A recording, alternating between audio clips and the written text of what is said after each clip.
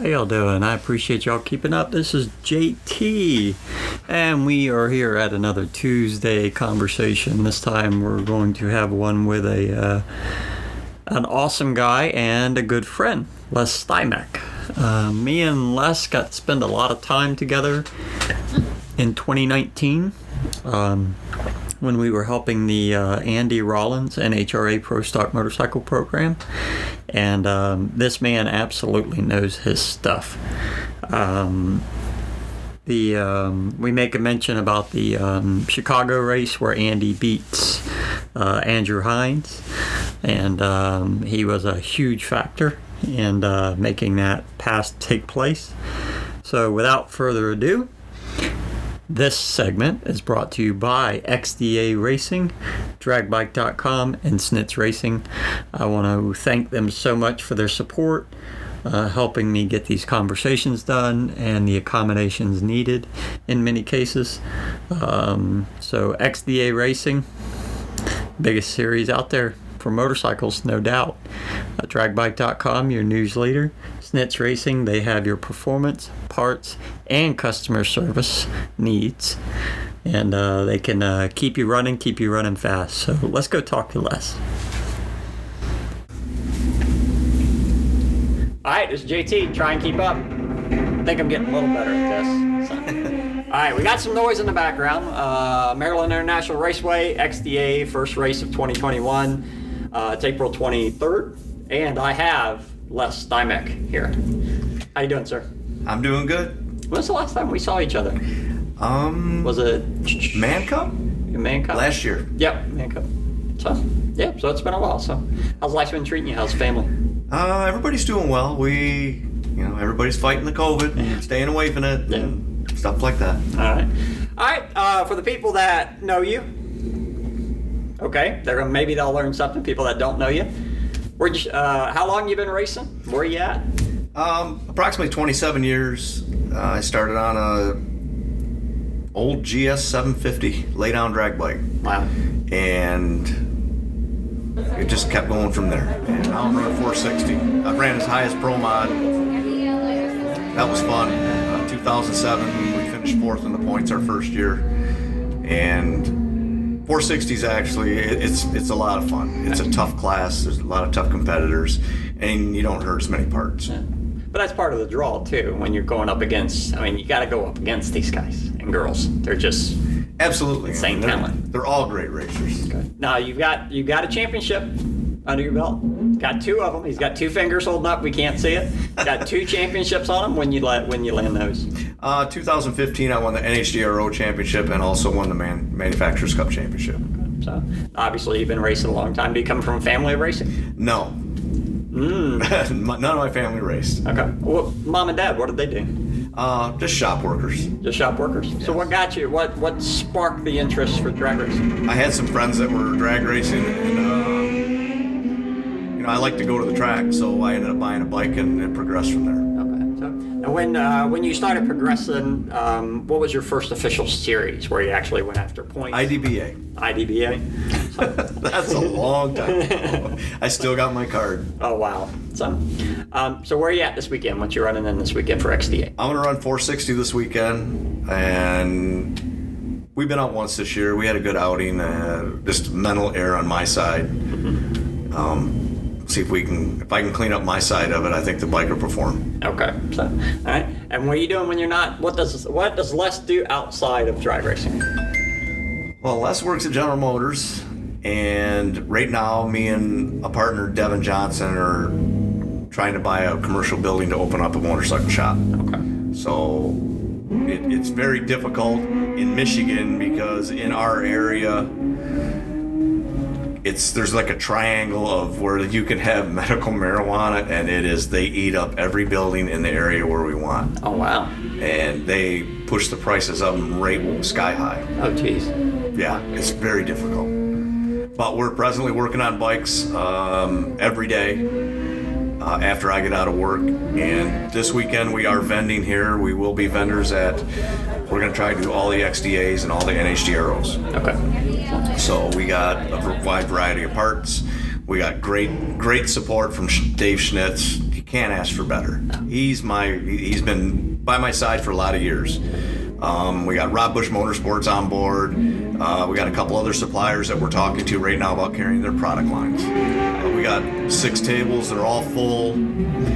Anybody out there is welcome to come and just shop around. We want suggestions on what we may not have that you forget at home. Okay. I kind of went by what my experience is what I forgot at home. Okay, makes sense.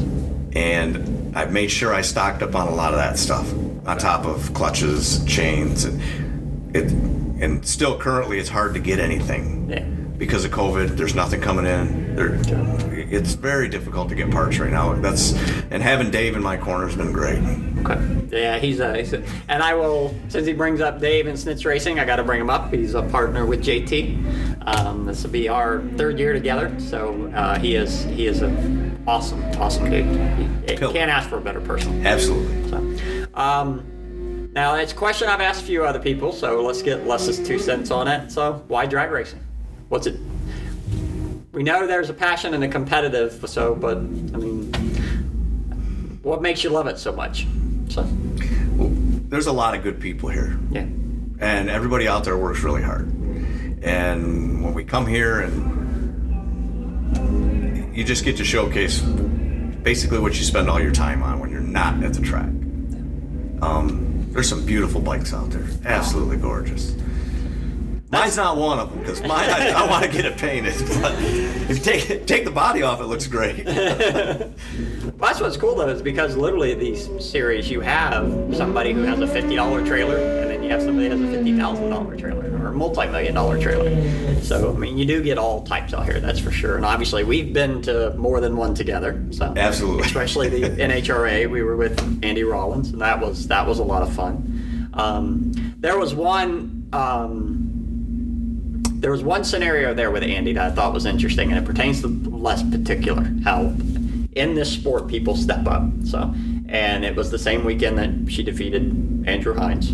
So, and but that night when that transmission broke, you just where did your skills from learning that? Where did that come from? Is that just something you wanted to do? Because I mean, Les stepped up. They got that thing back together, and I mean, he was a key factor to that weekend. Plus, your son was there, yep. So that was an extra. You were there, got to see her beat him. He was there with you, so there was a lot of things going on that weekend. That was a special Les weekend. So yeah, that's correct. My son Tevin, he's always by my side, racing, and my daughter Caitlin. I think more racers probably know her than know me. And that day that transmission broke, I almost thought they wanted to hang it up for the weekend. I said, well, give me a transmission. I know how to do that stuff. I learned it on my own. I've torn my own apart. It's just a lot of experience. And we went out there and we beat Andrew Hines first round. And it was, out of all the things I've done in racing, that was probably the most stellar moment. Seeing Chad, the smile on his face, and seeing Andy, it was quite amazing. My son, we did it together. And It was something for me. It was good. And I've seen Les over and over again. I mean, we've obviously known each other for years now. So, and one of the hardest working guys out there. So I want to make sure we get him on here and talk to him, and we're going to talk to him some more. So this is like a one-off thing. So as he starts winning everything, we'll come back and talk to him again. What do you do when you're not at work and you're not at drag racing? What's Les like to do? Do you do anything else, or is it just working on your bikes while in your free time? Me and my wife like to cruise around. We got a Corvette, and we just sold we had a house at the lake. We just sold our house at the lake. Okay. She says she wants to do a little more traveling. We got a Class A motorhome. So we're going to jump in that and maybe take a couple weeks and drive south. And if she finds an area she likes and she'd like another home down south, we're just going to purchase one. It'll sell in our cabin, puts us in the position to walk down and sign the papers and buy another one. Oh, wow. Very cool. Very cool. So, planning. So she's a good woman. She's right behind you. So. Yeah. I'm planning on retiring. I got 5 more years. You got 5 more? So I'm a ways off from them there. So, but I'll retire in 5 years, whether we're living on ramen noodles or we're living on hamburger or steak. Retired anyway. There's 3 stages of that: ramen noodles, hamburger, and steak. I don't know where we'll be yet. Now, you've been doing this for a while, so let's ask you another question. When you look back, it could be the craziest experience, the wildest. It can be a win, it can be a wreck, it can be an event. When you look back, what moment sticks out for Les in your drag racing career and experience up to now? My first year going pro, we entered Pro Mod, me and Greg Shizuski, and it was a joint venture. Okay. And we went to every race, and financially it was a struggle for us because Pro Mod was a struggle. We were new, and we were breaking everything. We were breaking stuff that people never break. And we ended up finishing 4th in the points, and I got the Pro Rookie of the Year from the AMA. And right after that, Billy Bowles talked to me. And Billy he's amazing to me. His knowledge and how he teaches you. He'll teach you to be a better rider, a better tuner, a better builder. Little things about how you assemble a motor. He's taught me a lot, and I keep all his confidence and all his knowledge that he gives me. I keep it to myself. Yeah. That's his proprietary information, and he tunes my bike. He showed me how to tune. He knows when I'm having a problem, and he just tells me, "Bring me your computer," and he go put this in. So, and that teaches me what I'm doing wrong by that, because he lets me try. Yeah. He doesn't let me make a huge mistake where I'll hurt something. But he wants me to learn from little errors, per se. And he's a huge name in this sport. Huge name. How'd that relationship begin? I mean, was that when you met him, or did you meet him prior? I had met him way prior, but I was helping somebody else out. It had been years ago. I think I met him in Atlanta, Pro Star days in the 90s.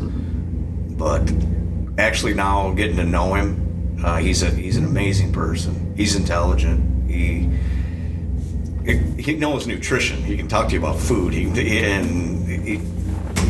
It's incredible. Yeah. He's a very good person. I like him a lot. That he is. So, all right. Now you're gonna get some testing in today too. Yeah, I think we get a hit today, don't we? Yeah. I'm ready. Okay. You're ready to go. You're just. I've already prepped my bike because we got the vendor spot going, so I'm working with that because my other daughter, Vanessa, my oldest daughter's here with me, and I just don't want to leave her alone. So I want to get around to see everybody, and then I got to go back and make sure everything, pricing's done.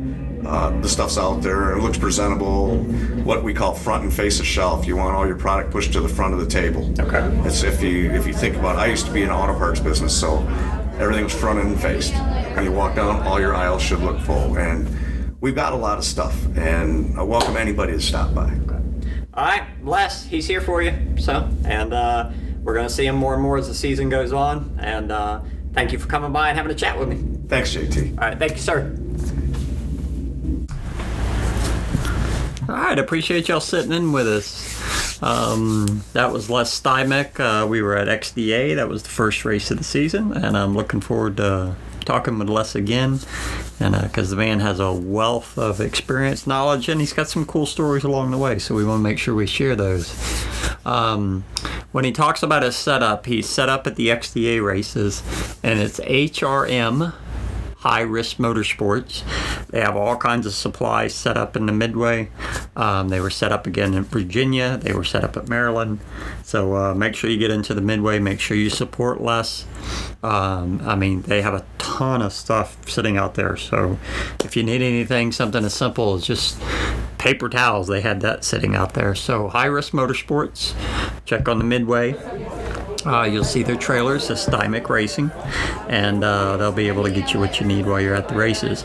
Look forward to talking to Les again. Once again, we want to thank XDA Racing, Schnitz Racing, and DragBike.com for their support of this podcast and helping me get these conversations done.